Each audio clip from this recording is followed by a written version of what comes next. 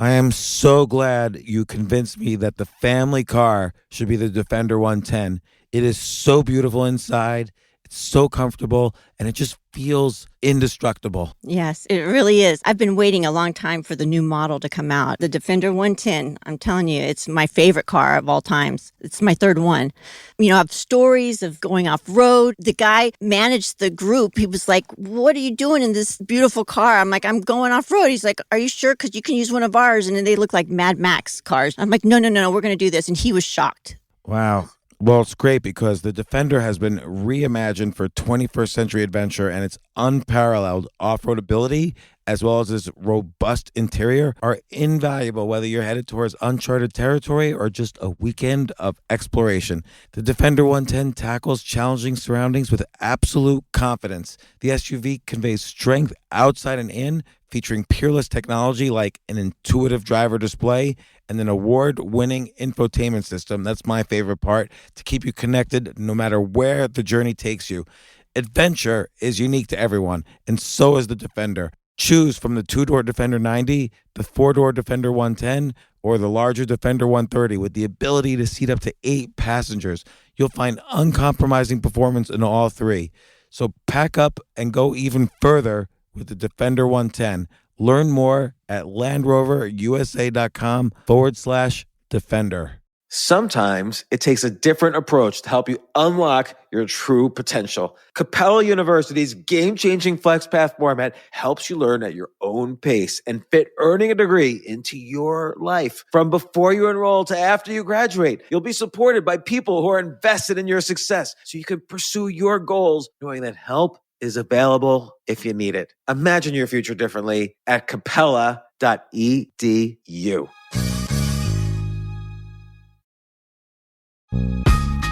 This isn't your average business podcast, and he's not your average host. This is the James Altucher Show on the Choose Yourself Network.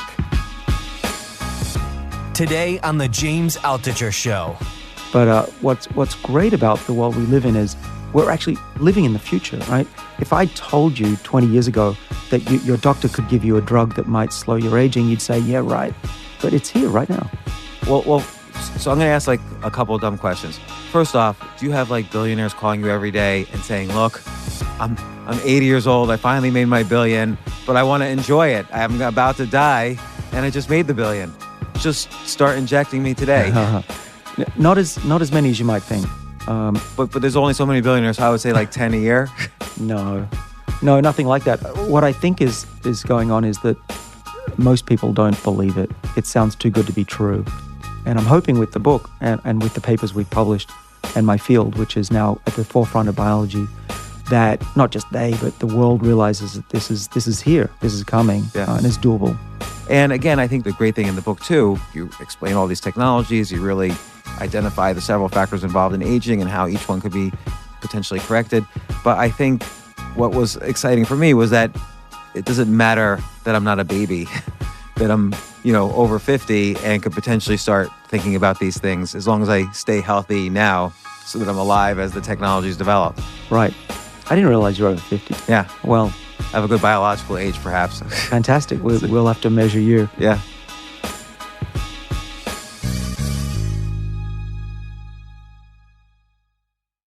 I am so happy to have David Sinclair, author of the book Lifespan, The Revolutionary Science of Why We Age and Why We Don't Have to.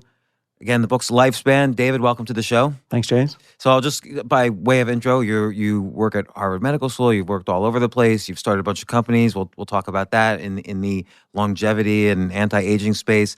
This book, Lifespan, you kind of review kind of your lifetime of research in the anti-aging space, which means basically you've covered just about every technique, strategy, science, molecule involved in anti-aging. It's almost like, I would say this is like right now the Bible for longevity and anti-aging. I can't think of anything that is more comprehensive, right, in an easy to understand way. Some of the science is hard for me to keep track of the names of all the different enzymes and so on, but it's easy to read this at a low level or at a higher level, so it's good both ways. And you give practical advice, plus you describe what you do.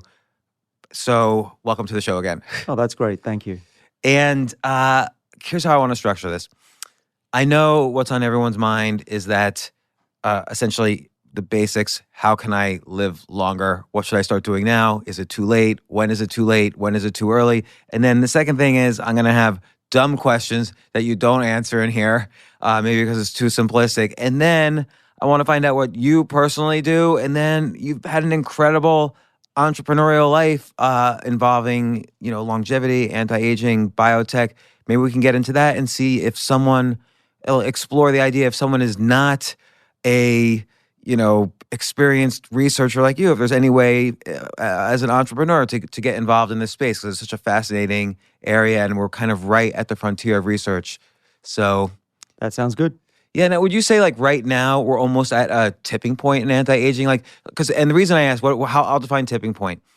Up to now, I feel even though the average lifespan has improved for humans, I think that's largely due to the fact that infant mortality has gone way down, so that's brought the average up. And we've eliminated, because of vaccines, we've eliminated things like, basic flus killing you and measles killing you, mumps killing you. We have all sorts of new techniques and technologies around cancer, heart disease, strokes, Alzheimer's. So I feel like the cap on lifespan has not moved up, but that we've all moved closer to the cap because we've eliminated many of the reasons why someone would die. Well, that's absolutely right. We've done everything we can and have succeeded mostly in getting rid of everything that kills us except one thing, aging. Right. And so you bring up the point in this book that aging should basically be recategorized as a disease. And then all these other things, like let's say Alzheimer's, heart disease, whatever, they're almost like symptoms of the aging disease. Well, they are. It's a bit of a mind-bending thought, but if you do take the time, and I think in the book I make a good case, that aging should be considered something that's a very common disease. Though we're not raised to think that way. So it takes a while of thought process. Let me start with one idea. What is the difference between aging and disease? Do you know? Well, maybe you've read the book, but most people don't know. I would say the traditional thing is that you wouldn't think of aging as having a cause other than the fact that the only cause, I think traditionally people think of the cause of aging is being born. Right. Well, in the Middle Ages, we thought that cancer and dying from an infection were these, voodoo natural causes. And then we figured out, hey, there's actually a pretty easy solution. You wash your hands, you clean the water, you can take a dose of radiation. Now that I think we have a really good handle on what's causing aging, we now can think of aging like we do those other diseases. But there's another statistic that I think will help listeners, viewers who are still not convinced that aging should be a disease. The definition of aging is only aging because it happens to most people. If you go to the Merck Manual of Geriatrics, which I have on my shelf because I like to read it and remind myself. Just like bathroom reading, the Merck Manual on Geriatrics. Sure. How big is it? Yeah, it's the Bible for my field.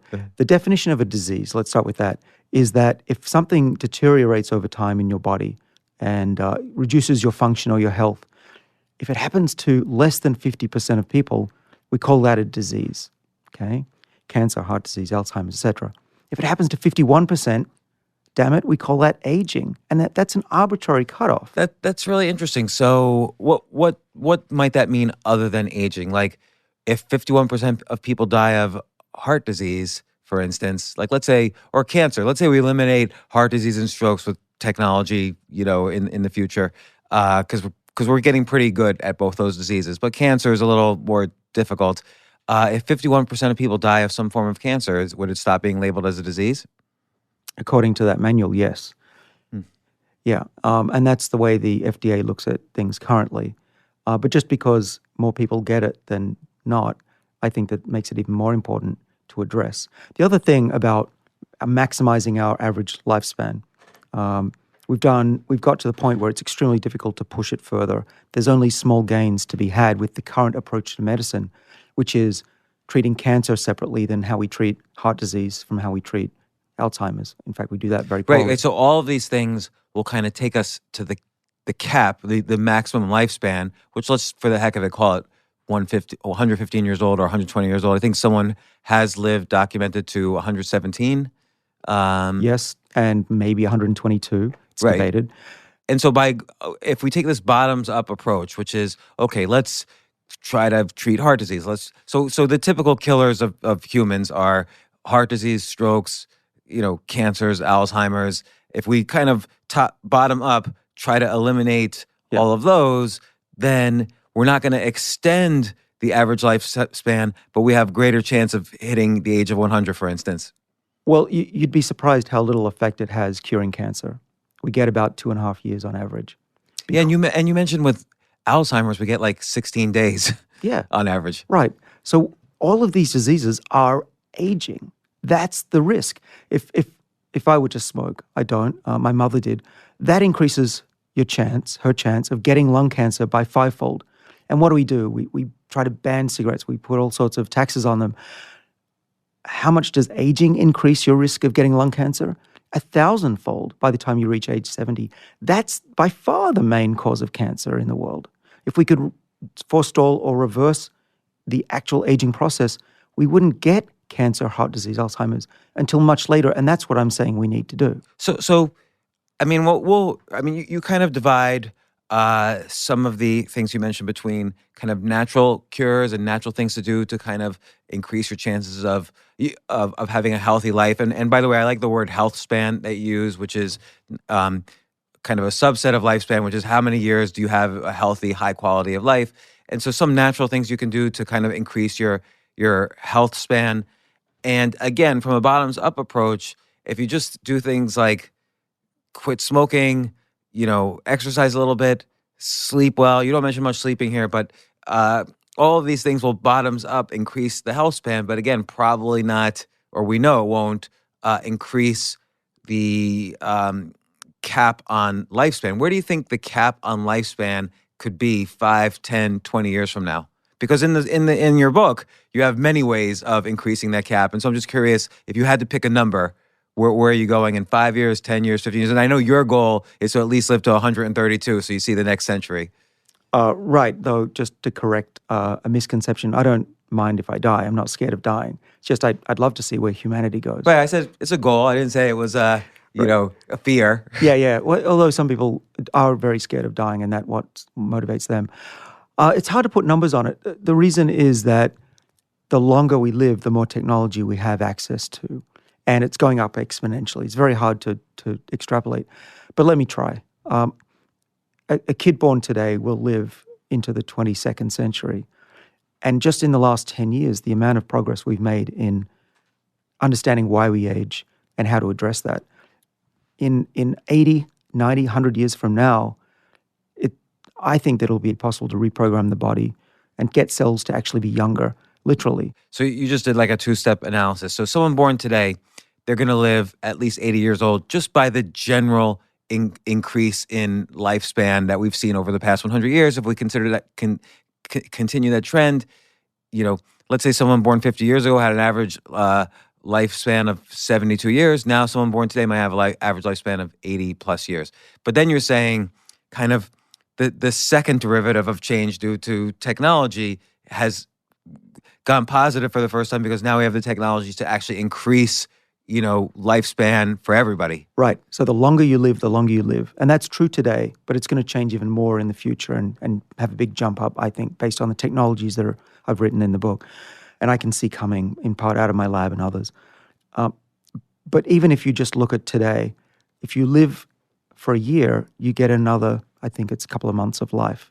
So you really, your goal should be to exercise, to have intermittent fasting so that you can have access to these technologies that are constantly coming online. Right. So I want to get to the natural stuff, but I'm really fascinated by the technology because, essentially for the past 1,000 years, there have been cures for aging and the quest for immortality is mythology is littered with it from thousands of years ago. You even mentioned in the Bible, there's discussion of Methuselah and even how old all these other biblical figures are. So obviously it's been something that's been on our minds for thousands of years. But now, this year, essentially, at least as I read this book, I'm thinking, like, gosh, this is happening now. And we're kind of lucky to be here for it.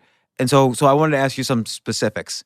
on the technology, and then we'll get to the natural stuff. I don't want people to think that the natural stuff's great to be healthy and increase your chances, but then there's these technologies that actually change how we think about aging.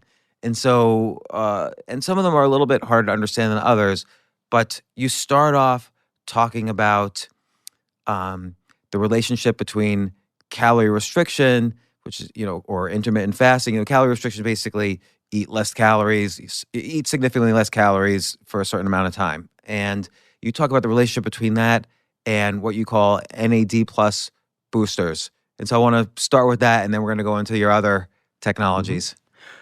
Sure, happy to. And this is the reason I wrote the book, because we are at a transformative time. And I think nobody understands any of these things. Like, I had to really use my brain to figure this out as you were writing it. Right. It's as if 100 years ago you're interviewing the Wright brothers, and you could have said to them, people have been trying to fly for the last 10,000 years and dying, falling off cliffs. No, we understand air pressure, wind velocity, we have engines. That's what I'm saying here for aging. But by the way, that's an interesting analogy, because I don't understand how a plane flies, and I probably never will. But that's fine. I just flew on a plane yesterday. So at some point, these drugs will just be available, or these technologies will just be available, somehow physician or science approved, and we don't necessarily have to understand how it works. But I do think what's interesting with each of these technologies you're about to talk about is that they are related to some natural process, as opposed to sort of magic that fell from the sky. And I like how you make the connections between that. Exactly. All right. So you mentioned NAD. You mentioned caloric restriction. Now, I started out my career studying lowly yeast cells, the same yeast you use for beer and bread. And what we discovered in the 1990s at MIT, and I have to give full credit to my professor and mentor, Lenny Guarenti, we figured out why yeast age, and we can get to that in a minute. But what we also discovered was that they have protective genes that make them live longer when times are tough. And in my book and in my whole career, I've been saying that we need to stress the body, make it think that the environment is adverse to survival, and turn on these longevity genes that provide the protection against disease and of aging. Now, a group of genes that I worked on in those days and still work on, because they're in our bodies as well, have the name sirtuins. So I want to ask you about that. The body must struggle, and then essentially it kind of turns off the cells that are about thriving and multiplying, and slows the body down so it can rejuvenate. In which case, the cells stop dividing as frequently, and it kind of extends the lifespan. But I'm curious if the body's always in struggle, and if it's turning off its kind of desire or energy to thrive and multiply and do all the sorts of things we can do, is there a negative to that? Do we start to feel weaker, or less like moving? Yeah, you'd think that. And when I first started in this field, caloric restriction was thought to work by slowing metabolism down. And nobody wants to live a life of a kind of a weak zombie. But that's not what happens. We've discovered that when you're hungry, when you calorie restrict, whether it's an animal or a human or a monkey, what happens is your metabolism actually is altered but speeds up. You get more energy. And those who have tried intermittent fasting and caloric restriction will vouch that you become more alert, you feel like you have more energy, and that's borne out in the biochemistry as well. So why would that be? Because if you're not eating, isn't your brain gonna tell the body, hey, we better preserve the fat we've got, let's store it up, and won't that slow down metabolism? Well, it actually burns the fat, right? At least for the first 4 weeks, you're going to be in a state of burning fat. It's also going to be changing your energy production, making more energy. And why is that? Why would the body burn more energy? The reason we think is that it thinks that that the body's under threat, and it needs to get into the defensive mode. And so imagine a tribe who's running out of food 50,000, 100,000 years ago on the plains of the Serengeti. They are not going to feel weak. They're under threat for survival. They need the energy to go walk 50 miles and find more food or water. And that's what we think is going on. This actually makes me think of something kind of related, but it's sort of analogous. When I see people, and you could attest to this too from your entrepreneurial background, which we'll talk about in a bit, when I see people who are running their businesses and it's super high stress, let's say they're in a super high stress period, maybe laws are changing, maybe business is going down, they're in such high stress that it seems like and this has happened to me, I don't get sick, but then as soon as I sell the company or things get better, I've seen people have heart attacks like the day after they sell their company. Is it related to that? Like your body is under this extreme stress, so you're in this kind of fight or flight strengthening, and then when it's over, the body collapses. Is it similar to that kind of effect? Or am I imagining that? No, I don't think you're imagining it, though I couldn't say I've seen a study that proves it. But I also, anecdotally, I can tell you the same is with me, and I'm buying and selling companies, so it's very stressful. Now, I just don't want to confuse psychological stress with biological stress. They're two different things, though they're connected. But when you're under pressure and your body can feel that, you are activating these longevity genes, and you probably do have a better immune system as well as more energy. You're focused. Your brain needs more energy. And then when you relax, and your body switches them off because the body doesn't keep these defenses on unless it has to. That's the key. If we sit around, we build up fat, we're watching TV all the time, we're always full or we're never really hungry, our body says, I'm not going to waste our energy of the body protecting us against cancer and heart disease and other things. You have to tell it to. And the way to tell it to is either change your lifestyle, get in the zone, like we talked about, with determination and stress. And then the third way are the molecules like this NAD that you mentioned, where we can artificially mimic the benefits of fasting and exercise. Right. So right now, but with caloric restriction and intermittent fasting, combined with enough exercise to tell the body, hey, we're in the real world, we're not just lying around.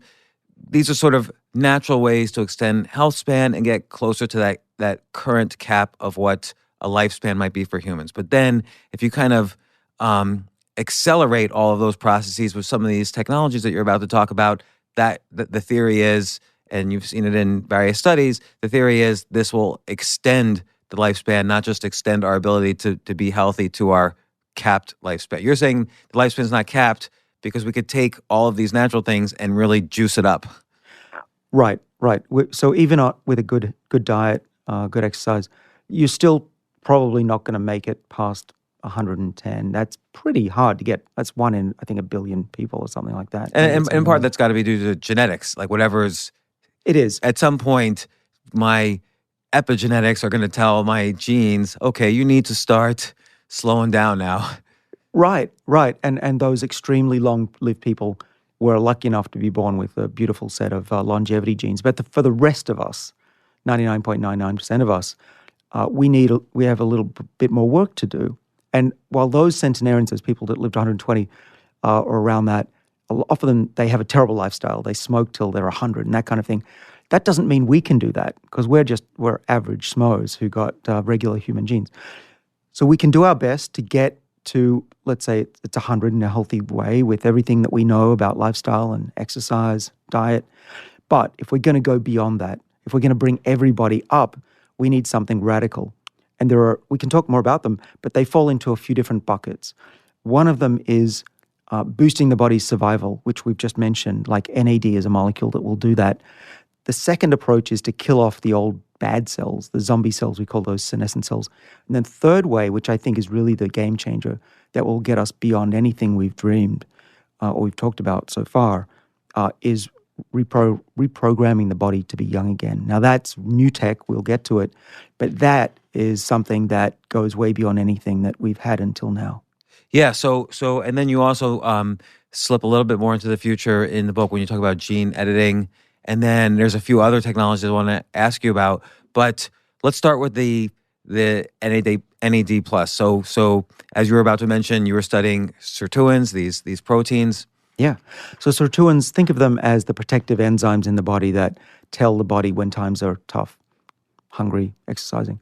And there are 7 of them in our bodies, in each cell, and they do different things. But together, they protect us. Now, they do a lot of things. We're still figuring out what they do, but we know about 100 different things that they do to make us healthy. These 7 sirtuins. Yes. And they're in every single cell in the body. The genes are, It depends on the cell type. They turn them on in different ways.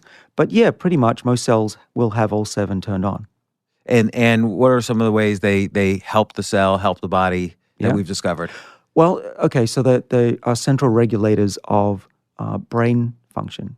So if you boost them in the brain, you get a mouse that is resistant to Alzheimer's, but it also lives longer, which is pretty interesting. So these are longevity genes that also protect us against the ravages of aging. Another good example is that they control the body's digestion of old proteins. So when we're hungry, where the body gets its energy besides fat is taking old proteins and throwing them in the recycling bin. In the cell, it's called a lysosome. And that gets rid of those old proteins. So What are the old proteins like lying around? Well, why? Yeah. Why are there? Why do I have like it's like an attic of protein? Yeah, because it takes energy to digest them and recycle them, and the body doesn't expend energy unless it has to. So if I eat steak like a year ago, will some of those proteins still be somewhere in my system? Some of them will be, and they accumulate. They, especially the misfolded ones, they aggregate. We know Alzheimer's is caused by that, other diseases. But there's something called chaperone-mediated autophagy. Autophagy is just meaning auto-eating. And it takes a couple of days of fasting to really kick that in. And we're learning now with drugs that we're trying to develop that we could potentially do that with a pill. But the point is that our daily lives, because we're always essentially eating and snacking, that never really gets turned on in a big way.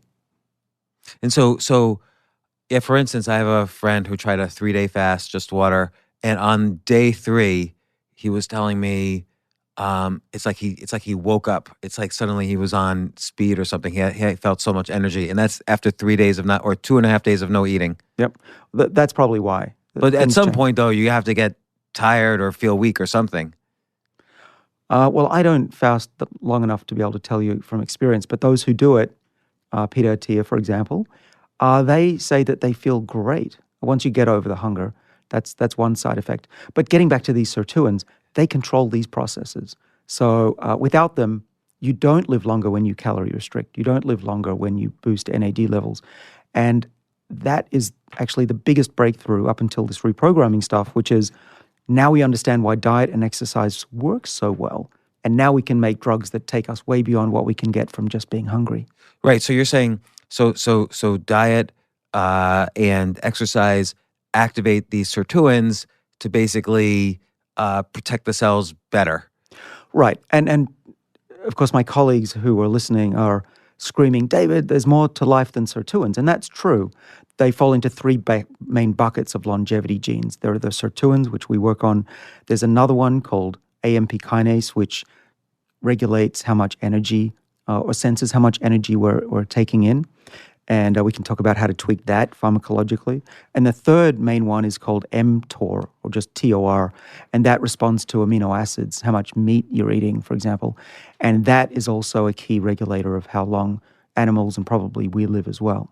But it seems so we'll talk about all those. It seems sirtuins has been a central focus of your research, particularly when you started researching, and now this is almost considered like ancient research, but the effect resveratrol has on sirtuins, even though it sort of didn't become that necessarily useful as a way to sustain life. It was the first time you realized that a cell can affect the functioning of these sirtuins. Yeah, that was we're talking about 2003 to 2006, where we showed in yeast and then in worms, flies, and then mice, that if you give a mouse that's eating an American Western diet resveratrol, it was immune to the negative effects and would live just as long as a lean, hungrier one. That was the first demonstration, A, that you could find a safe molecule that would prolong some aspect of lifespan and health. But I think more importantly, it showed that you could mimic caloric restriction with a drug one day. And I still am a big proponent of resveratrol. I'm a believer. I'm still taking resveratrol every day. And do you take it like in some pure form? Because again, for instance, resveratrol is found in red wine, obviously. So everybody kind of applauded around the world when this research was done. But you have to have like 1,000 glasses a day to have the effect. Right. So how do you get a more raw resveratrol experience? Well, I have a a 44-gallon drum of resveratrol in my basement that's been a supply for a while. That's pharmaceutical grade. But there are people selling resveratrol. I would just, if anyone's interested, make sure the company is reputable and it's high grade Like material. I go to the drugstore right now and buy resveratrol, but like what's pharmaceutical grade? Well, for us, it was ultra pure, made under drug conditions in the lab. Of course, not everyone has access to that, but that you don't need to take that. I think resveratrol is one of the few molecules that is fairly cheap, so there's no reason to doubt that what's in the product is what's in the product. So like if you take a typical tablet that's sold on the market, how many equivalent glasses of wine is that? Well, the average glass of red wine has about 1 milligram, and I'm taking a teaspoonful in my yogurt every morning. That's close to 1 gram. So yeah, like you said, 1,000 glasses of red wine every morning is what I'm doing. I see. So and then you take it with the yogurt to help the body absorb it a little better. 100%. You need to do that, and that's actually one of the problems with some of the studies out there is that people didn't realize that resveratrol is just essentially like brick dust. It does not dissolve. So you need something like a yogurt or some oil like that to get it absorbed. That said, I've had my cardiovascular system looked at. It's extremely healthy. So at the very least, it's not doing me any harm that I can see. It's very cheap. So that's the risk-benefit ratio that I do in my head as to whether to do it or not. Right. So but then now there's newer drugs, pills that are available, plus ones that are being researched, and that's so resveratrol maybe you could say is like the basic NAD plus booster, and NAD being this molecule or chemical that boosts these sirtuins. Yeah. And well, so the sirtuins are enzymes, and they're doing a reasonably good job in our bodies, but not great. In fact, the older we get, the crappier they work. is that because we weren't used to evolving them? Like they basically worked until we had kids, and then the job was over. Exactly. Right. We are at the whim of the lack of natural selection. So after age 40, we're lucky to stay alive much longer, and that's the problem. We go downhill. But that doesn't mean we can't artificially keep them active, and resveratrol is one way. And it was controversial as to how resveratrol was working, but the jury is out now. No, jury is in. The verdict is that resveratrol is binding to the enzyme, making it work directly. And we actually have some experiments we haven't published, but we'll nail that pretty hard. But the other way of activating sirtuins is this NAD molecule. And the way to think of it is resveratrol is the accelerator pedal that makes the enzyme work faster to protect the cell, and NAD is the gas. And you need both to have optimal performance. And that's why I take an NAD booster molecule and resveratrol, which I think is, for me, probably the best way to keep my sirtuin enzymes hyperactive. Right. And basically, again, it's not just that they're simulating caloric restriction or intermittent fasting, but specifically they're changing the way the body processes sugar, right? Which is why a lot of these drugs were originally used for diabetics. A lot of these technologies throughout the book actually were originally for diabetics. And yeah, that's no coincidence. So blood sugar levels associate with long life. If you have low blood sugar levels, you probably will live longer than someone who has high blood sugar levels. Blood sugar is, if you could do one thing, it's keep your blood sugar levels down. Now, that's hard for a lot of people, especially if they're not running or they're eating too much or they have a bad family history.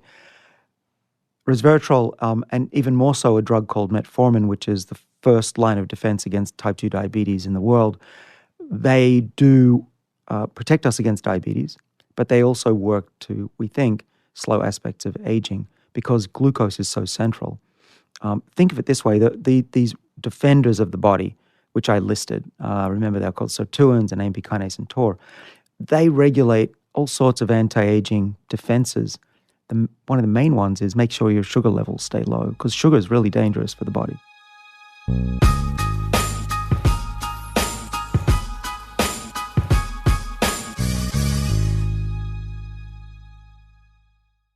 Oh my gosh, I love these clothes. Mizzen and Main. That's Mizzen and Main. It really is the most comfortable work clothes. Travel clothes. I had to travel this whole week. I'm traveling for a week and a half, and I just took Mizzen and Main clothes with me. Close out 2023 in style with comfortable, breathable, packable, and machine washable pieces from Mizzen and Main.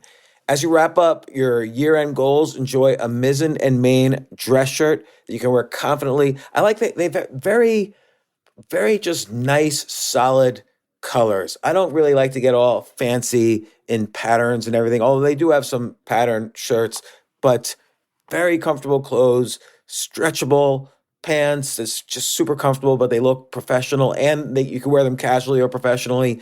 I like some of their flannel shirts or untuck shirts. I love untuck. I never tuck in. So again, whether you're shopping for a special someone or giving yourself the gift you really want, I just buy myself gifts.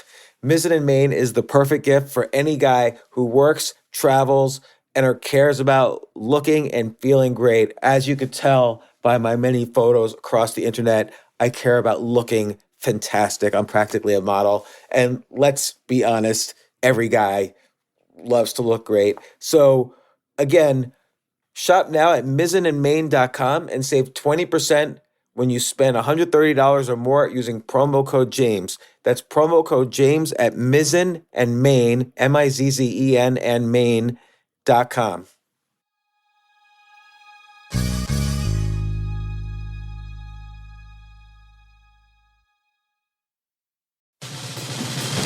These days, we're all investors, trying to be smart with our money despite our worst impulses. But at iShares, we believe that deep down inside of every investor is a better investor. One that's just waiting to be let out. Explore iShares ETFs and insights and let your best investor out. Visit iShares.com for more information. You know what I love about fantasy sports is that even though I'm not going to be a great basketball player or a baseball player or a football player or whatever, I feel like I get to participate and make decisions and use my knowledge of these different leagues or these different sports to compete. So it's like I can pick my team or I can pick my favorite players and I could use my knowledge to make predictions and maybe even make money. So with the basketball season here, you can now pick combo projections across football and basketball from the Specials League on Prize Picks. This is a league created specifically for combo projections that include two or more players from different sports or leagues. Want to play alongside some of Prize Picks' favorite players like rapper Meek Mill and comedian Andrew Schultz, who's also been a guest on this podcast, and I've been a guest on his? You can now find community plays under the promos tab of the app to view entries for some of the biggest names in the Prize Picks community each week. Look, Prize Picks even offers a reboot policy so that your entries stay in play even if one of your players gets injured. For football and basketball games, if you have a player who exits the game in the first half and does not return in the second, that player is rebooted. Prize Picks is the only daily fantasy sports platform with an injury insurance policy. What? So, I love playing it. I love anywhere where I can use analytical ability with my interests to demonstrate some skill and maybe make some money. And I like the game-like aspect. I do wish they had chess as a category on prizepicks.com, but I'll settle for what they've got. Maybe I should make my own fantasy chess league. But in any case, I love Prize Picks. Go to prizepicks.com/James. Use code James for a first deposit match up to $100. That's the easiest $100 you're ever going to make. So that's prizepicks.com/James and use code James. Daily fantasy sports made easy.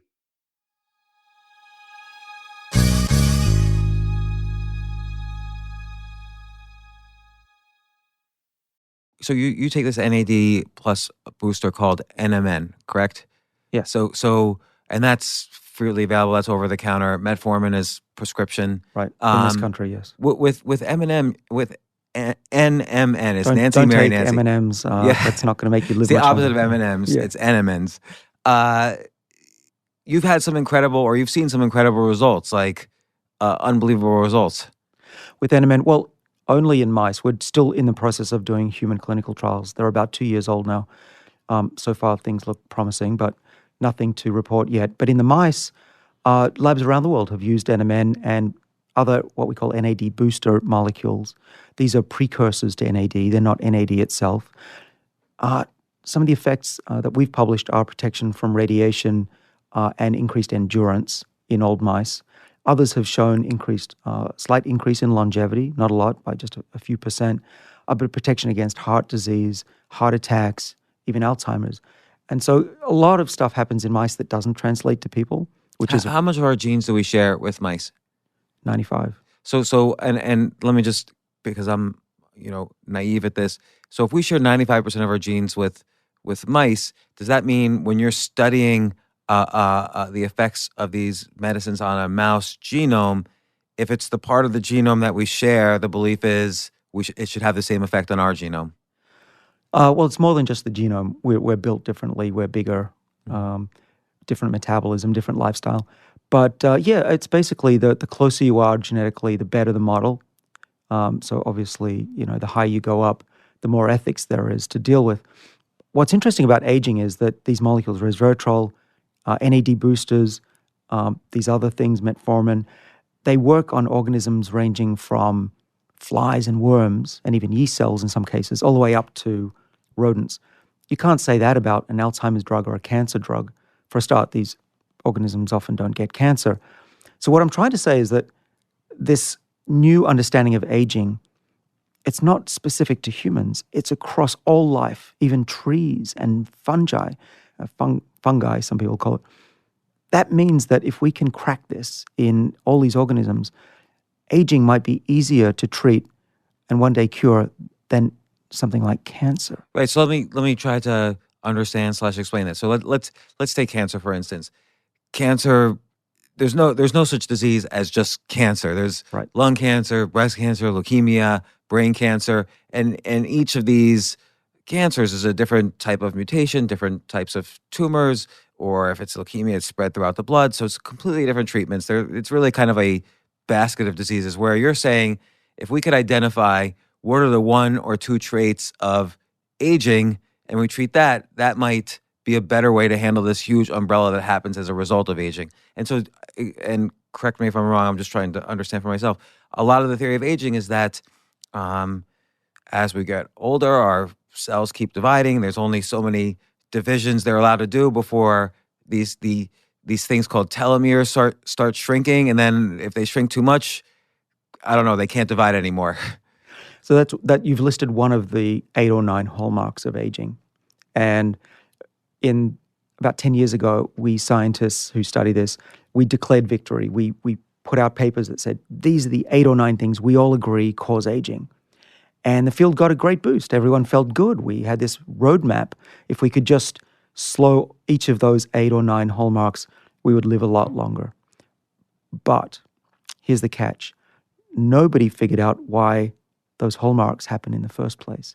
Is there a unifying process that makes them all happen? And that's what I've put in the book, my view on what the ultimate upstream cause of why we age, that causes all of those. So with all these different technologies, are we trying to treat different of these 9? Or, I mean, a lot of it seems to be related to their sirtuins, and then we'll get into kind of the cellular programming. But the biggest focus, at least in the beginning of the book, seems to be on, mimicking, but at an accelerated level, this what happens when people do caloric restriction or eat less sugar or whatever. Right. So the reason it's going to be simpler to treat aging than cancer, I believe, first of all, cancer is hundreds of different diseases.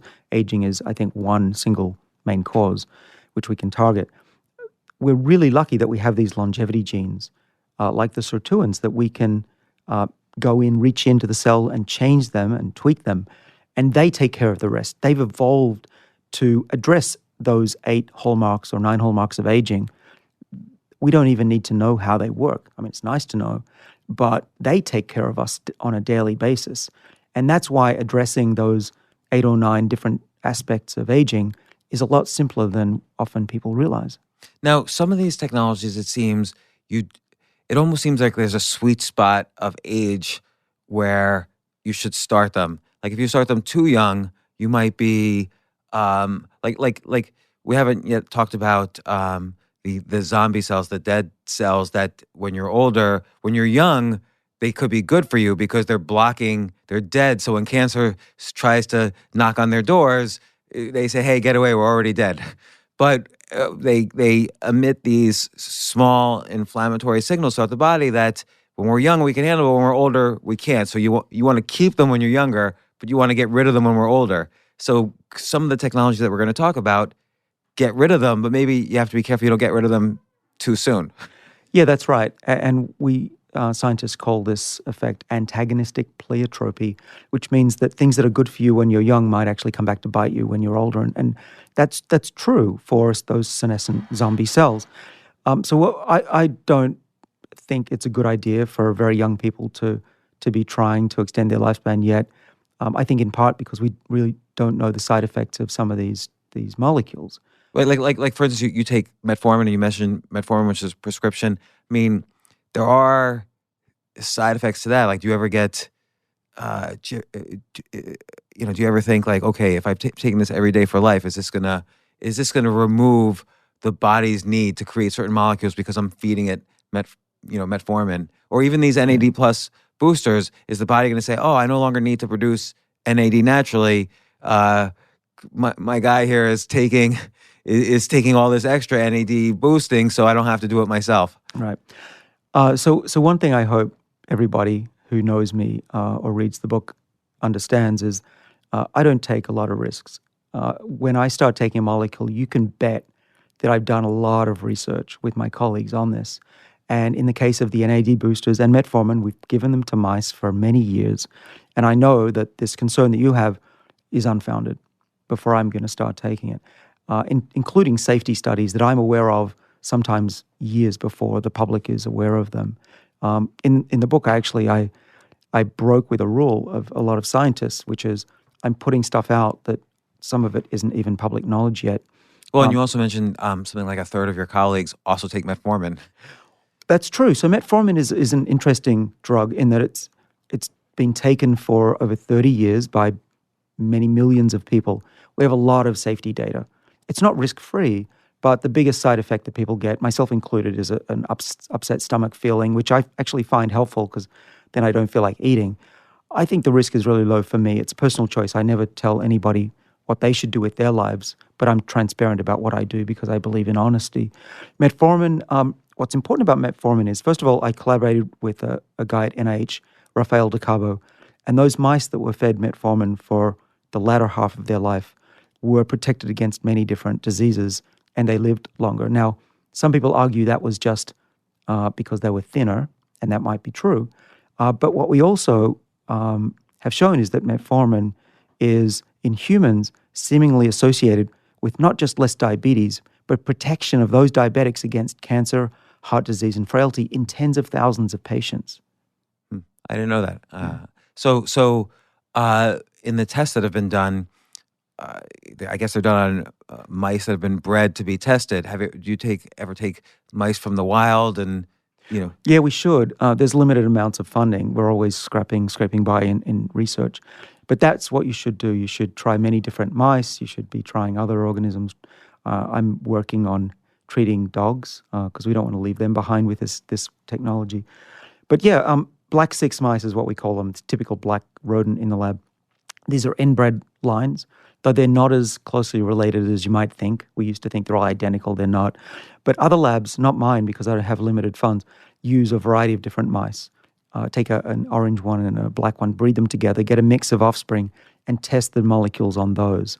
And when it works in those, you probably have a better idea that it's going to work in humans than if you just test one type of mouse. So far we've covered, you take NMN, which is a NAD plus booster, Yep. which helps the sirtuins, which mimic kind of an accelerated how the body reacts to calorie restriction and so on. And the metformin also, just from what I was reading, you take 1 gram. It seems like when they prescribe it to diabetics, often they prescribe 2 grams. So you're taking kind of half that because you don't have diabetes, I'm presuming. And with the NMN, do you ever talk brand? You don't talk brand in the book. So you just take something that is generic NMN. Right. And has been tested in animals. So, and then the third is resveratrol. That's my triple combo. Resveratrol. And you also mentioned your dad. How old's your dad? 80. your dad is on the same kind of what do you call it, the same routine as you, and he's, I don't know, skydiving or whatever, mountain hiking. Right, we just got back from Uganda. We were up in the jungles with the gorillas. And, it's not a clinical trial. I'm a Harvard Medical School professor, right? I'm not going to say this is proof of anything. But it is heartwarming to see an 80-year-old hiking up the jungle, the rainforests of Uganda with his 5 grandkids. That's what life should be like. That's what life is about. And if I can contribute to more people living a life like that and beyond, that would be a life well lived, I think. And you see brain function also. He's super sharp. In my father, you mean? Yeah. Yeah, my father, if you didn't, he still has gray hair. He's not looking 30, but everything else about him speaks 30-year-old. He doesn't walk like an old person. He doesn't think like an old person. He doesn't have the pessimism of an old person. He is, for all intents and purposes, a 30-year-old running around the world having a great time. And so just to finish your personal routine before we move on to the other technology, you also take vitamin D3 or vitamin B3, vitamin D, Yep. vitamin K something. K2. So what? And then 83 grams of aspirin. So what are all those? What are they all doing? Yeah. The K2 is keeping calcium out of my arteries, hopefully, and putting it in the bones, which is what we need. And do you find the intake of vitamins actually the body absorbs them? Well, I don't test myself that much, right? Mostly I'm reading a lot of papers every day to know what is true. And there are a lot of, not so much vitamins, but plant molecules that are insoluble, like resveratrol, where if you take a horse pill of a lot of different things, most of it is either comes out the hole at the end or the other hole at the other end. And so it's fairly expensive what people do. But what I think people should do is consider taking these vitamins and these other supplements with something that makes them more soluble. Like what? Like how do you take it?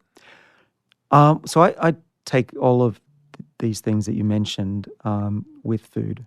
I think food is a great way to get things absorbed and dissolved. And so I have a morning where I take a little bit of yogurt and and a coffee, take those, and then at night after I've had dinner, I take the rest. But you'll buy like the vitamin D in the store. It's like a tablet or a pill or a capsule. Yeah. And your argument is that if you just take it straight, you might end up just crapping it out later. But if you take it with food, because the body is kind of goes hyperactive in terms of digesting the food, it's going to also digest and absorb the vitamins. That's right. Now, there are some very soluble. Vitamin D is not a concern, but some of these other ones, yes. Why don't they give those vitamins as like a fluid or as powder? They should. And some companies are now starting to do that. Like, if I get like a vitamin K tablet, like a Flintstones vitamin K tablet, should I like turn it into a powder, like smash it up? So vitamin K I don't think is a problem either. Again, it's these other supplements that you get. Typically plant molecules aren't very soluble. Each is case by case, right? I don't have, unless you read the book, I don't have at the tips of my fingers which ones are as soluble as others. But what I like is that, first of all, I had the time to put all of this down on paper so that now people can read it. If we run out of time and I can't remember things, it is in the book, what I do and why, and the science behind it. And I've actually never had aspirin. So I understand it's a blood thinner, and I guess there's some anti-inflammatory aspects to it. I don't really know. What do you take the aspirin Let's for? talk about aspirin. So aspirin, it was thought to be one of the best things you can do to prevent a heart attack. Now, more recent research in a lot of people has suggested, but not disproven, that aspirin is not as protective against heart disease unless you've already had a heart attack.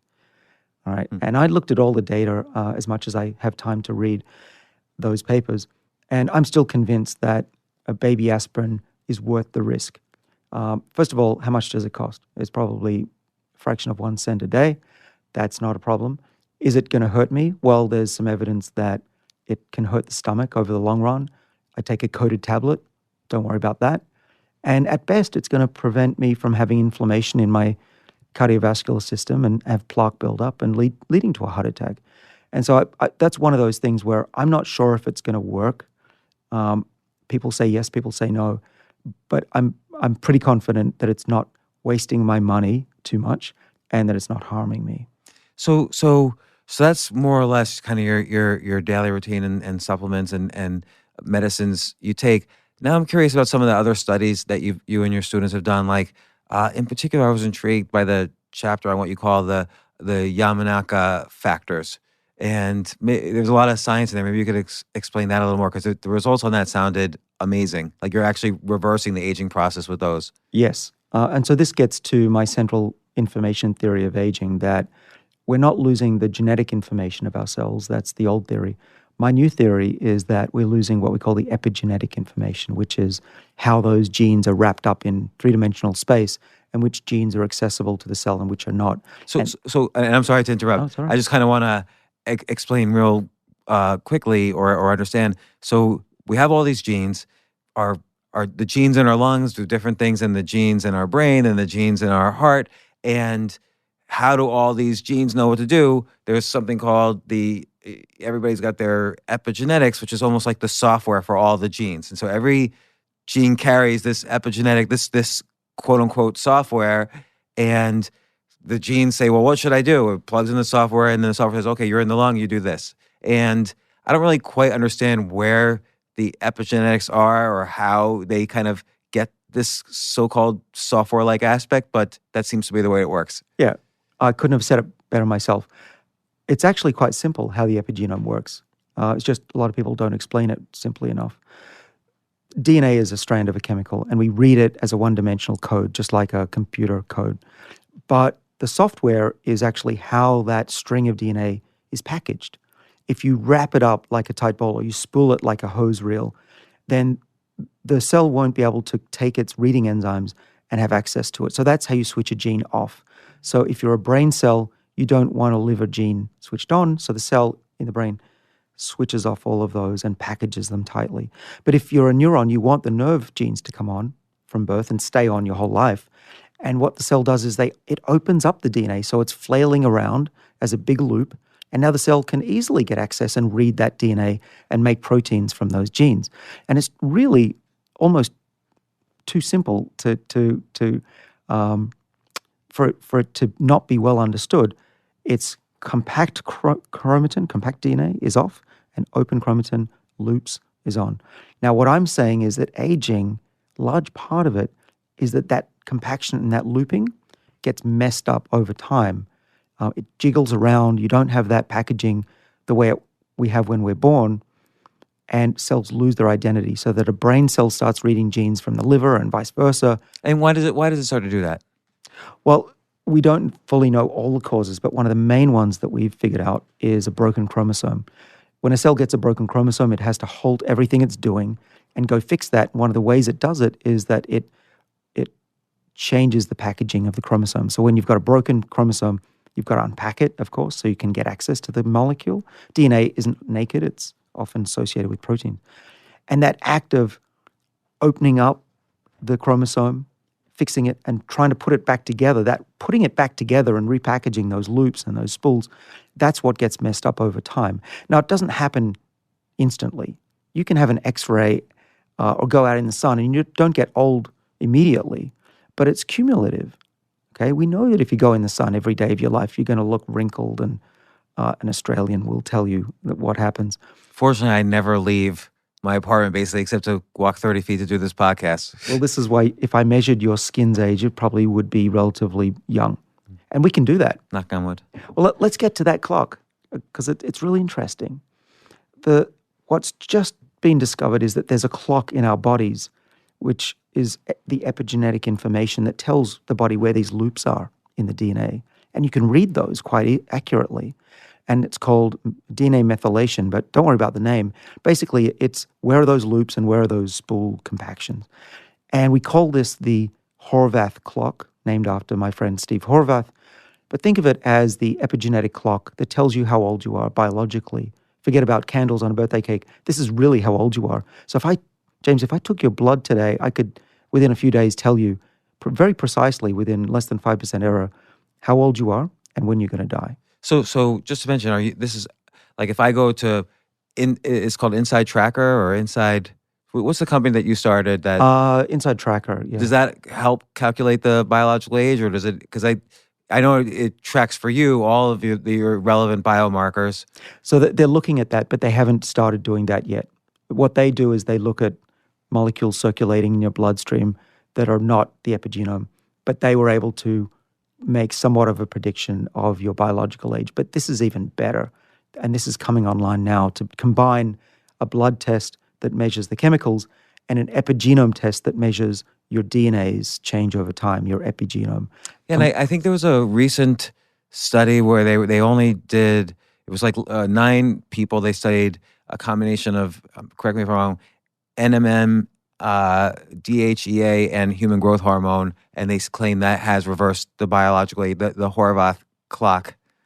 Right. So a couple of my colleagues, Leahy and Horvath, were on that study, and admittedly, it's only 9 patients, so it's not a slam dunk. We don't know for sure if it's true.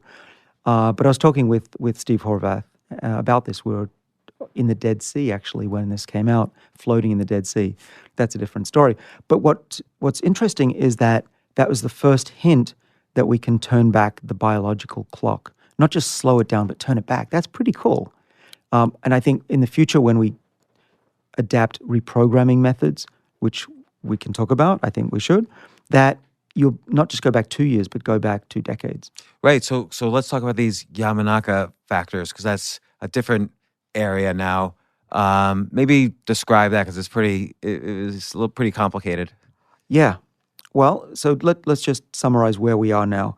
We've figured out that there are longevity genes that are responsive to diet and exercise. They're great. We've tweaked those with molecules like NAD boosters and resveratrol. We know that there are these zombie cells which we can kill off. The big one, though, the really big one that would be a game changer in our lifetimes, allowing us to get way beyond what we naturally can get with good lifestyle, is what we call partial cellular reprogramming. You mentioned Yamanaka factors. Yamanaka is a Japanese fellow who in 2012 won the Nobel Prize for discovering that four or more genes can be put into cells, old cells, and in the dish make them stem cells. So artificial stem cell production. So and I'm sorry to interrupt. I'm only interrupting to kind of clarify and so that I understand and hopefully everybody else. So he was able to take kind of embryonic stem cells, meaning they had the potential to be anything at that point still, and recreate them from first, I guess, mice, and then later adult humans, or the research is to be able to recreate them from adult humans. Right. So think of it this way. If I had the 4 Yamanaka factors with me, they're back in the lab, I could put them into one of your skin cells, create a dish with all of your cells growing, reprogram them to be stem cells, what we call pluripotent stem cells, meaning they can turn into anything we want.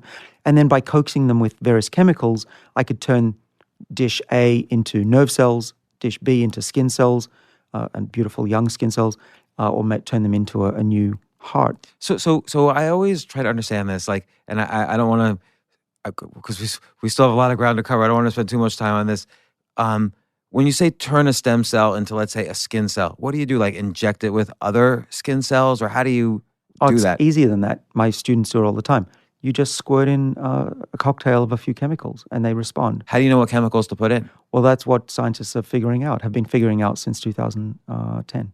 Okay, so like if so go on. How would you take these stem cells then and make them useful for anti-aging? We don't, but Yamanaka gave us the clue as to how to reset the biological clock. What we know is that Yamanaka factors strip away the biological clock back to 0, which is not going to be useful for us. Otherwise, we'd turn ourselves into the biggest pile of stem cells or a tumor. But what we and a couple of other labs in the world have realized, if we just tweak the Yamanaka factors in the body, in a mouse, for example, if we turn on not all of the Yamanaka factors, but just a few of them, the safe ones, we can take a cell back in time, but not so much that it becomes a stem cell. So it's partial age reset of the body. So, okay, he identified these 4, whatever you call Genes, Yamanaka genes. it. Yeah. factor. So and that if you turn them back on, they might be lying dormant across our body, but if you turn them back on, they sort of revitalize this biological age. Yeah, they take the age of the cell back. They strip off the bad epigenome marks, these methyls I mentioned, and the cell gets young. And what we have just put online is a paper that's admittedly under peer review. So, I still need to get through that process. But what the paper is suggesting is that when you reverse the biological clock, put those loops back in place the way they were when we were young, the tissues revive of an old animal. And in that paper that we put online, which anyone can Google, it's on bioRxiv, it's called, they can see that we can restore the vision of an old mouse. Yeah, I thought there were two things that were amazing. One is your student, right? Basically, first off, just to summarize your own research, if you deal with all 4 Yamanaka factors, apparently there's some risk of weird types of cancer. Your student turned off one of them, then did his thing, did it on a mouse's eyes where the neurons or where the eye cells were dead and they came to life again. That was the first experiment, right?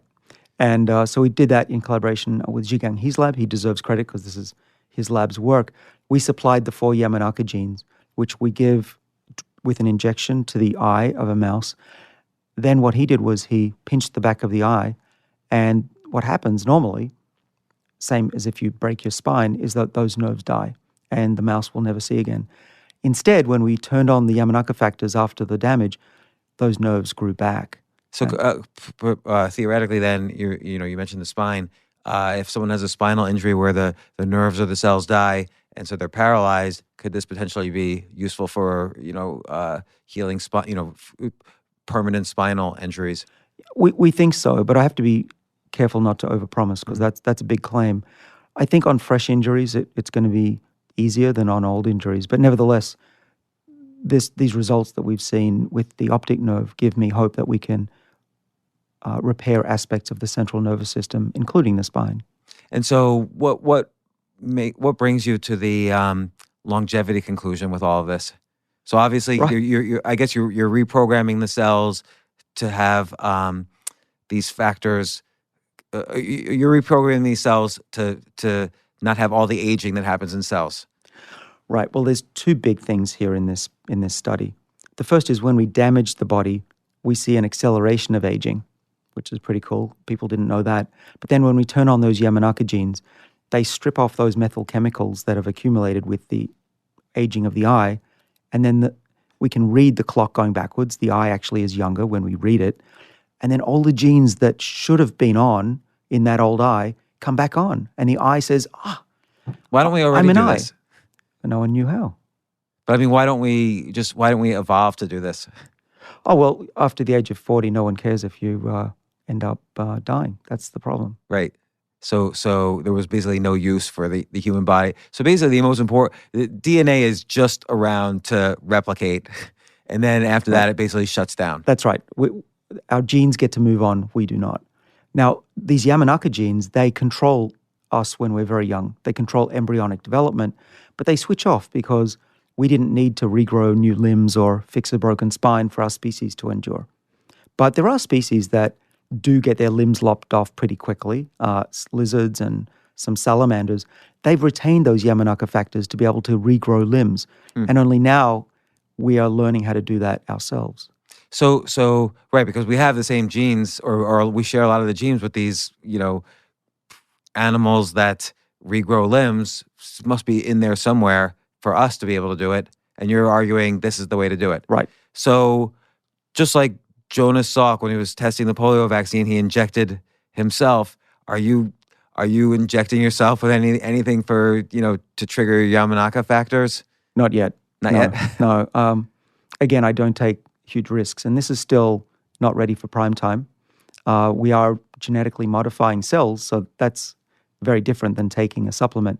But I just got off the phone today with a group of drug developers who are pushing forward to treat glaucoma, which is, I think you and your listeners may know, is damage to the retina caused by pressure in the eye, right?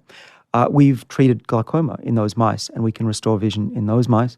We've also tested it in old mice, and they get their vision back to a young mouse again.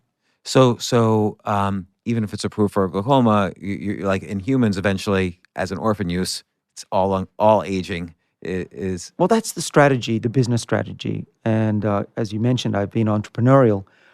These drugs cannot be prescribed for aging yet because aging isn't yet considered a disease. Right. Though I hope that will change with the book. So what it means is that we have to develop drugs for a small percentage of the population. It could be glaucoma for one drug. Other companies are looking at fatty liver and obesity. But that's how we get the medicines on the market. But then, like you say, doctors can try these medicines on their patients and see what happens under the clinical trial conditions. So how many years would you say until we're regularly, dialing back the clock? Oh, well, these drugs are really, really hard, and they tend to fail more often than they succeed. So I don't want to overpromise. But I can tell you the timeline that, if all goes well, that we're on. Within 2 years, we'll know if it works to restore eyesight in people. And then Because we're in a effectiveness trial. You're in an effectiveness trial, phase 3? We'll spend a year doing some safety studies, and then we can go straight into a disease. With the eye, you can actually go a little bit faster than usual. So that's why I can say 2 years maybe we'll be in position to say it might work in a small number of patients. But then you're required to do dozens, if not hundreds of patients, and that takes a few years. So we're talking about 6 to 10 years for that technology of reprogramming to be available for a small part of the population. Maybe it's 20 years before we can use this widely if it turns out to be safe. So this is a random question, but if it turns out to be safe, why can't I just say, hey, I'm fine trying it, it's safe anyway, I don't care if the trials are not done? Well, you mean you or me or anyone? Anybody. Well, yeah. This is the law. Like can you can't take the drug until it's gotten all the way through phase 3. But phase 1 proves the safetiness. Why can't I just take it after it's proven safe? Well, where are you going to get it? You'd have to come to my lab and do that. And yeah, just sell it. I'm not going to do that. No, it's not possible to use viruses unless it's FDA approved. You fall into two categories. Either you're a drug, you're a supplement. And supplements can be sold if they're generally regarded as safe. Gene therapy is not. And so in terms of medical tourism, is there anywhere I can go to start getting these once it's proved safe? Definitely not. It's not available. In fact, it's only being done in my lab right now. But who knows? We can talk hypothetically about other countries using this technology. We just had China last year, or was it early this year, engineer a couple of children to be resistant to HIV. Why not? Not why not, but some people might think that it's feasible and quite helpful to engineer a child who could be resistant to aging. And so presumably China doesn't have kind of the ethical concerns we have had historically about using stem cells and, gene editing and all that. For all we know, they're plowing right through and handing this out to every prisoner in Shanghai and said, here, take this. Well, I suppose that's feasible. I think some helicopter parents might choose to have the best children that they can have. But we need to have an ethical debate and talk about whether we find that acceptable. Now, one of the things that I think is important is, first of all, do no harm. Is it safe? And with gene editing, certainly of embryos, we don't know what the long-term effects are on those children. Saving them from HIV protects them from something that's got about a 1 in 1,000 chance of killing them. But if it causes them to have other problems later in life, it's not worth it, right? Right. So presumably they're now tracking these kids to see if there's anything else. They solve some random thing, HIV, and now they're tracking to see what other side effects might occur over years or decades or whatever. What about gene editing by using something like CRISPR to go straight into the gene and take out the methylation that ages the genes? That's a very good question. So we've my colleague Juan Carlos Belmonte, who is also in this club of reprogrammers, just a few of us, he's developed a way to edit the epigenome and remove those chemicals and reset the clock that way. So there are going to be other ways. You can use the Yamanaka factors like we do. Belmonte's using epigenome editing. We're all working towards developing pills that we could take instead of gene therapy and actually truly reverse the age of our bodies. And my worry has always been, oh, am I going to be too old for this to work? But if you're talking about reversal, basically if you're talking about stem cells that are embryonic and can be set back to any age, this would work well with old people. Well, that's true. We only had the technology until recently to wind the clock back a little bit. And the later you started, the harder it became to reverse aging and extend lifespan, in animals at least. This might be a different ballpark. This might be in a completely different world where you can be 80, 90, or 100 and take these therapies and get your eyesight back within a couple of weeks. And that's what's exciting, is that it might be too late for some people, but if the technology catches up, maybe it's never too late. Yeah, well, even on the NAD plus boosters like this NMN, you have anecdotal evidence, or at least it seems like an anecdote, that one of your students, his mother was taking NMN and starts menstruating again after going into menopause. Well, it's an anecdote, and but then you observed it in, I think, mice as well. It fits with what we see in mice. And you said it was in mice where all the eggs were already gone. Like, what happens? Like, do they create new eggs? We don't know. We're in new biology. There's not a simple explanation for how a 16-month-old mouse can have children again, have offspring. But it happens. We've done it many times, and we're trying to figure out how the mouse does that. Have you seen mice have children after restarting a period? Yeah, we have. And what are those children like? Are they... They're normal. Yeah? Yeah. As far as we can tell, they look like normal little mice, and they grow up to be normal mice. They go to school, and they seem fine. So I have a few more questions on the technology, but I want to also, like, you've been kind of straddling the space of research and then quickly transferring the research to companies. Like you and several other people, after your initial research on resveratrol, you started a major company that turned that into a pharmaceutical. Is this the way kind of medical research typically kind of gets to the public? Someone researches in the lab, you and a bunch of investors start a company, and boom. That's the way to do it. You need a champion. You need a scientist to take it by the horns. A lot of scientists are either afraid or can't be bothered to start a company. I was very lucky that I was trained in entrepreneurial activities and in starting companies when I was in my early 30s by some of the best in Boston who started multi-billion-dollar companies, sat on the board, took it public, sold it, and that was a great start. And I've continued to do that ever since. And try different business models, try different approaches, help other scientists commercialize their work. But that is how it's done. You make an invention, the university owns that invention, then you start a company with colleagues, you raise the capital, go back to the university, and pay for your invention to the university. And are they happy to, are they happy to sell the invention back to you? Yeah, they are actually. That's one of the main ways they make revenue.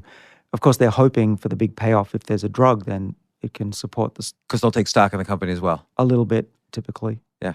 So what companies, like you mentioned earlier, you're involved in a bunch of different companies. What are some of those that you're involved with now? There are a bunch of them. There's a group of companies that tackles infectious diseases and cancer and even fixing wounds of old people. That's a group of companies that I have invested in and support. There's another group of companies that focuses only on aging, and they tackle many of the hallmarks of aging that we discussed. And they're at various stages. Some are in clinical trials, with ones with an NAD booster in Boston. Others are still in an animal preclinical stage. You should. Have you considered starting like a hedge fund so you can raise, lots of money to kind of shepherd these companies through their various stages, like drug trials, marketing, and so on? Have you considered like raising $100 million, $1 billion, because you have a track record of success? I mean, the resveratrol company sold to GSK for $720 million, so that's pretty good. I was great for the investors. It wasn't as great for the patients. That program is now lying in wait But the idea itself that, again, as you mentioned in the book, that resveratrol, that a cell or a molecule can affect these sirtuins for the first time, that allowed you to move on to the NAD plus boosters and so on. Well, it did. And also what's not generally known, because GSK doesn't broadcast it, is that they did clinical trials with the molecules that we developed, and they looked like they worked. In a phase 2 study, they used it for an inflammatory disease called psoriasis. But all companies have different priorities, and so they went on with something else. That said, the science has been validated. It was really controversial, and in my career, ups and downs, and times I couldn't get out of bed. But Why is that? Because once you had people shouting on TV, hey, resveratrol is the way to go, did you find your share of trolls and other doctors and all sorts of populations that were kind of trashing you, or what happened? Well, I don't mind being trashed, but when my colleagues, my scientific colleagues, and even Pfizer, at the time the largest pharmaceutical company, said that I was wrong about my science, that hurt. What I was saying was that resveratrol activates the sirtuin protecting enzymes, and the counter-argument was, no, they don't. And so I spent a decade, went back to the drawing board, went back to the bench, and did even better science to test whether that's true or not. And the good news is that I prevailed. But why couldn't you get out of bed on some of those days? Well, it's incredibly depressing that to be criticized for something that you think you're doing your best, you're trying to help humanity, you've sacrificed everything, you've left your country. I barely saw my parents for most of my life. I work like crazy, and then to have someone to say, you're wrong and you're an idiot, basically. I felt just for a week that humanity was ungrateful, and I'm not going to do this anymore. And well, it reminds me of the guy who first figured out, how germ theory affects. This was in the 1800s. They had a maternity clinic and next to a morgue or whatever. So the same doctors would go from delivering babies to dealing with dead people, not realizing that they needed to wash their hands. Yeah, Lister. This one guy said, "Oh no, you need to wash your hands," and he proved it. But still, 99.9% of doctors trashed him. He ended up in a mental hospital. I don't blame him. It really hurts when this happens, and especially if you're doing it for good reasons. I'm not trying to make any money. I invest and give away most of what we get, what we earn. Really, we're trying to help the world. And here's the other thing, James, that hurt. We had data in my lab that we hadn't published that said, very likely, if not certainly, it was right. So I knew in my heart that we were going to prevail, but there was this criticism, and as much as I tried to defend myself, it made it worse. When I said, I'm not sure what Pfizer's doing, but it doesn't match what we've done, the trolls on the internet said, who's Sinclair telling Pfizer they don't know what they're doing? Who is this schmo? That hurt too. Yeah, and so how did you personally, what tools did you use personally to deal with that? Oh, well, I'm a very sensitive guy, actually. I don't have a thick skin. I should. But what I did was I went back to work. That's what gives me pleasure, discovering things. Did you have trouble getting funding with so much? Oh, yeah, my funding dried up.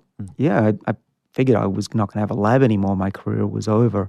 My lab was a thriving 20-something group of PhDs and postdocs. It went down to 4 people. I had people in my own lab say, Sinclair, you're full of crap. That really hurts when the people you're training turn on you. But there was one guy who I want to credit with saving everything. Basil Hubbard, he's now a professor in Canada. He said, you know what? Screw the naysayers. Let's just look at the data. And he looked at the data. I looked at the data, and we said, that doesn't make sense. There's something going on here that we have to figure out. And we dug in, and we went left, we went right, we hit brick walls. But finally, we broke through, and we figured out what was going on. And we could explain the discrepancy of what Pfizer was seeing, what we were seeing. And it turned out we were right in the end. Did Pfizer ever say, oh, sorry? No, they did not, and I'm sure they never will. And so now your companies are doing everything from, healing specific diseases or injuries to anti-aging to, we talked earlier about kind of big data analysis of, the 3-dimensional genome, which seems extremely difficult. Like, how do you go about analyzing, basically how all these proteins and genes are, three-dimensionally placed to each other. It seems like there's trillions of possibilities. How do you go about analyzing that? Well, there's new technology. As we head into the genomic world, the genomic era, the century of biology, we are now able to do things that were impossible just 2 years ago. For instead of $1 billion, we can do it for a couple of hundred. The kind of technologies that I'm developing and with some of the companies that I've spun out and invest in are developing one-shot tests that tell you within each of the cells that you analyze not just what the one-dimensional architecture of the genome is. We know how to do that. 23andMe does that. But what happens in 3 dimensions? What are those chemical marks that tell us how old we are? What are those loops? We can now see that if there's a loop of DNA, we can now see that these ends of the loop are touching each other. It's called a TAD. And we can measure those very quickly, very cheaply. And with these tools, within just a couple of days, and at this point maybe a few $1,000s, you can have not just a one-dimensional map of a tissue, but a 3-dimensional, eventually a 4-dimensional map of a tissue for very little money. And that'll tell us way more than we can get just by measuring those mutations that we currently measure. But my worry is if it's no longer linear, the complications increase like literally a trillion-fold because you have exponential number of possibilities.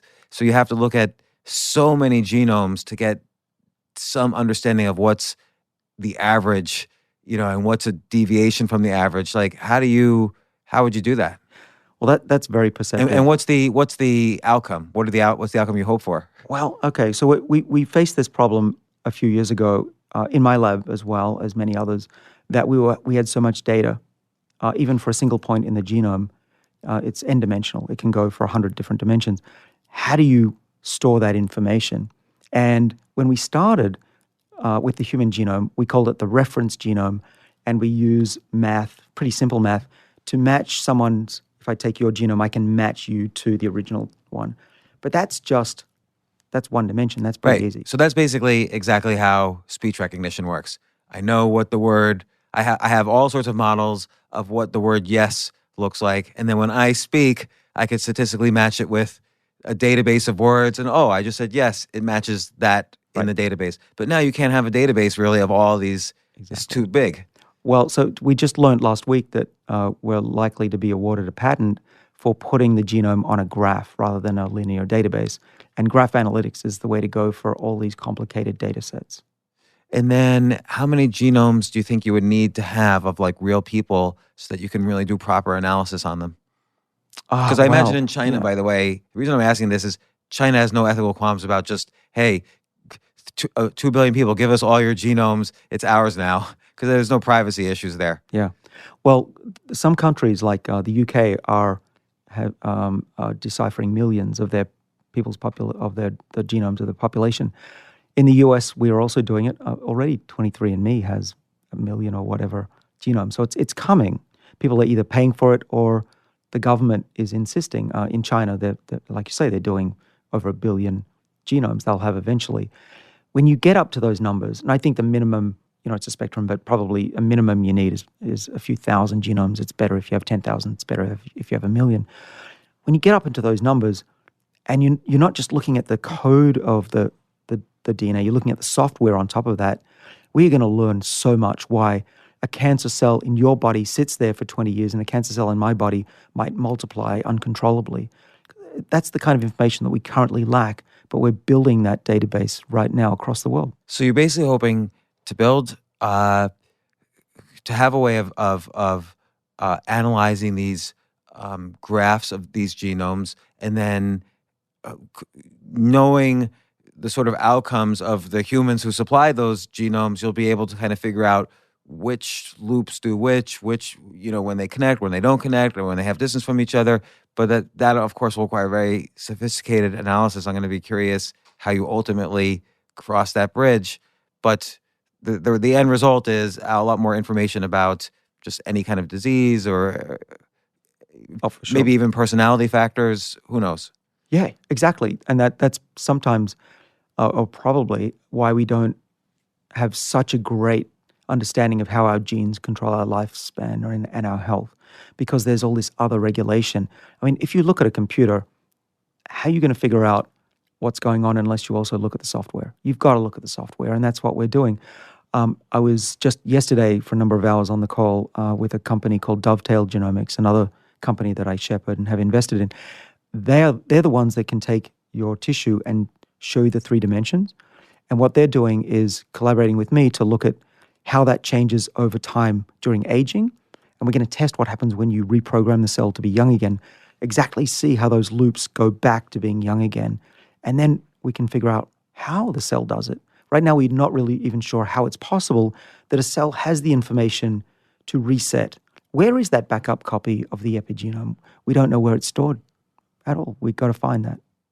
Yes. Is it? What would you say is what you're? That sounds super exciting. Would you say this is what you're most excited about, or maybe some of these earlier things like the research on the Yamanaka factors, or more research on the NAD plus boosters?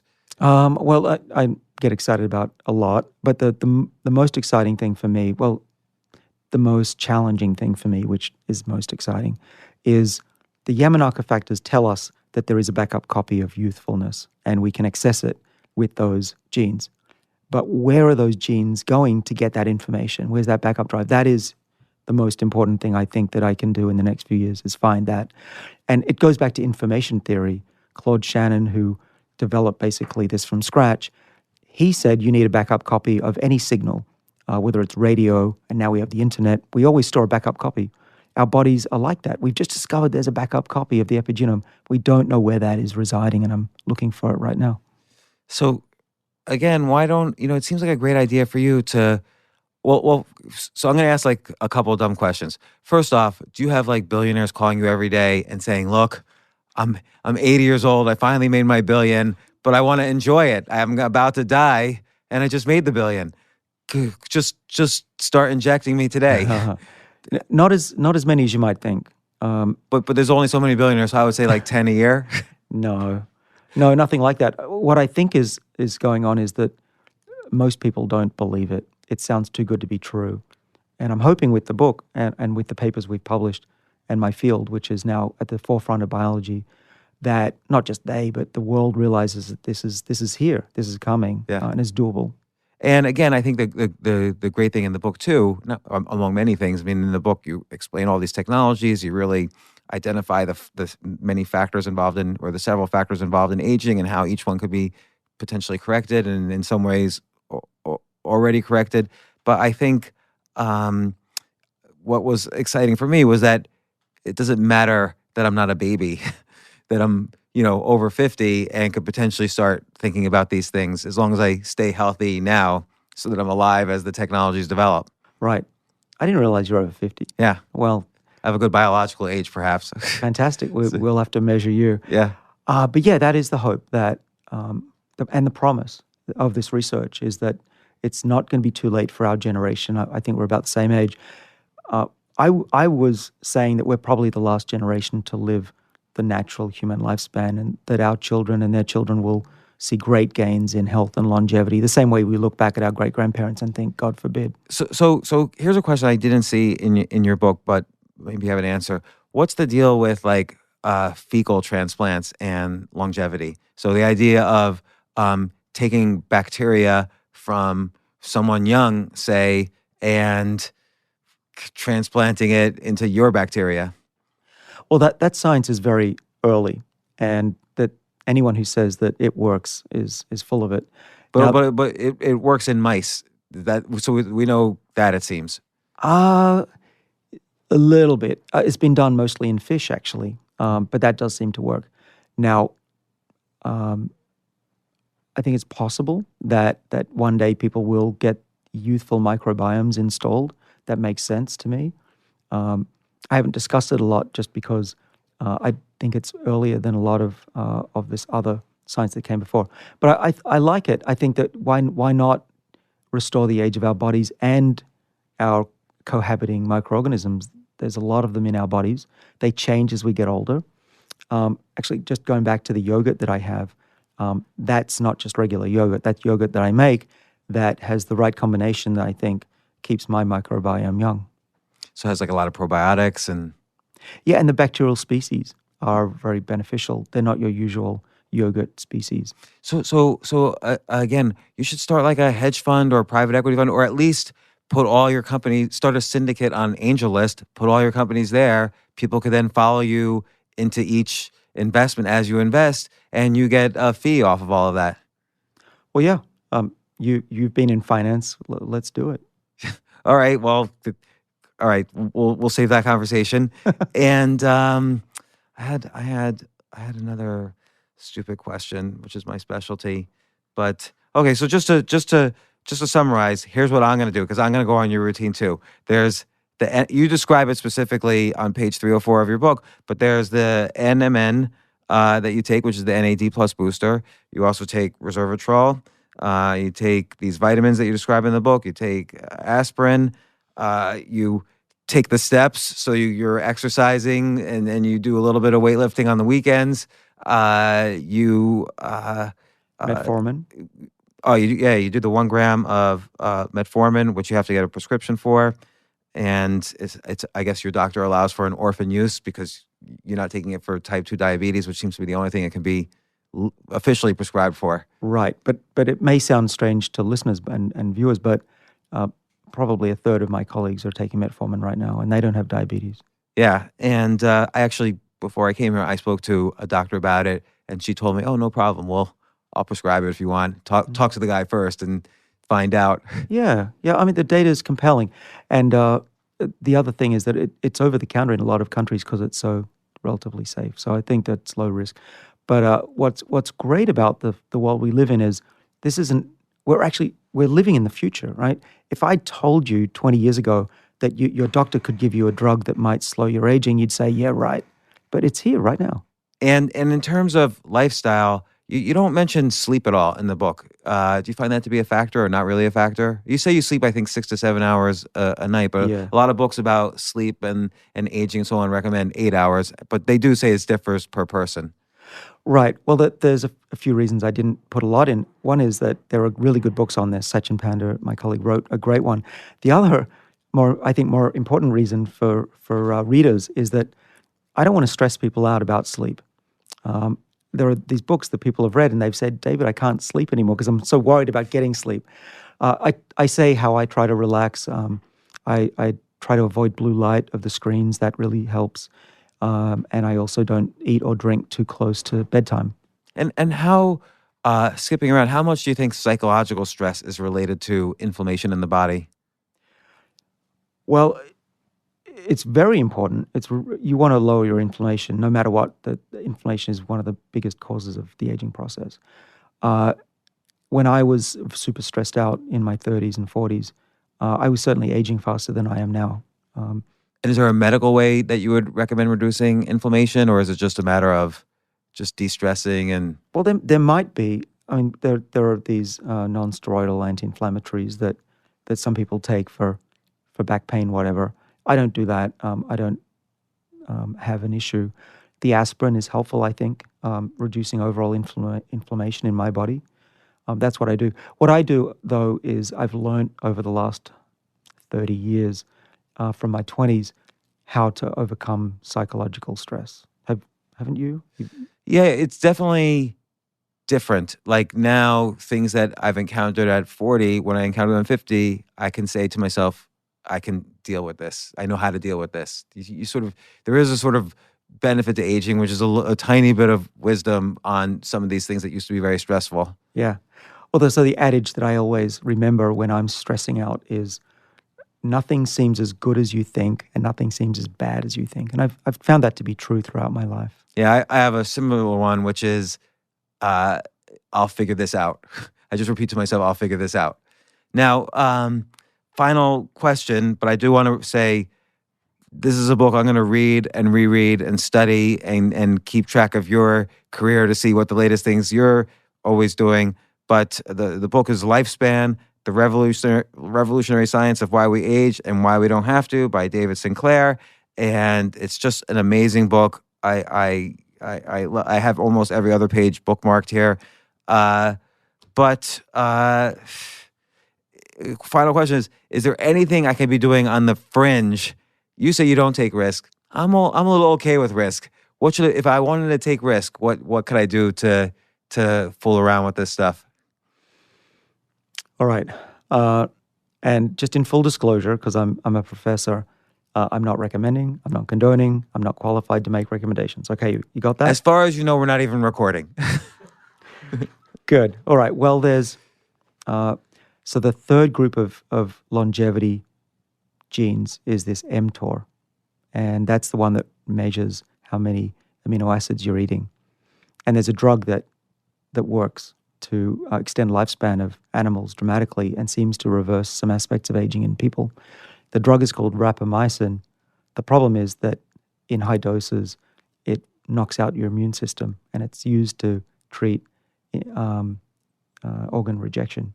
Right. So rapamycin has this amazing history. It was found on Easter Island of all places. This amazing anti-aging drug, and it affects the how quickly. From what I understand, it affects how quickly these telomeres shrink.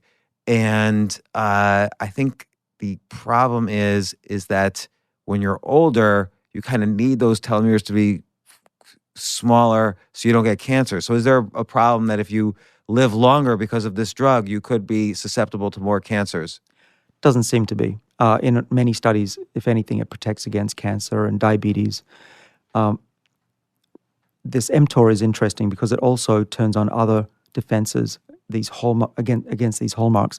One of the big things that it does is it digests proteins. Remember, we were saying that these accumulated old proteins, you want to turn that on. So rapamycin will simulate fasting if you're American, and it will digest those. And so rapamycin is great for that. It even can boost the immune system with small, irregular doses. And if you want to be on the fringe, you can look it up. You can find a doctor that might prescribe you low-dose intermittent rapamycin. What does it mean by intermittent? Like once a month, once every 3 days? So no one knows that the answer to what's optimal. What would you do? I'm not doing it. What would you do if you were doing it? What would I do? Again, full disclosure, I'm not saying do it, but if you took it for just a few days and then let your body rest for a couple of weeks, similar to how you do a 3-day fast. Think of it like that. All right. Well, David Sinclair, author of Lifespan, thank you for so much for coming on the show. Tomorrow we're going to start a hedge fund and all sorts of other things. So looking forward to having you on the show again where we could brag about how we're 20 years old again. And thanks so much for coming on. As soon as I got the book, I contacted you, you know this, and we arranged to have you on the show. I'm so glad you came. Oh, thanks for having me on. It was awesome. Thanks, David.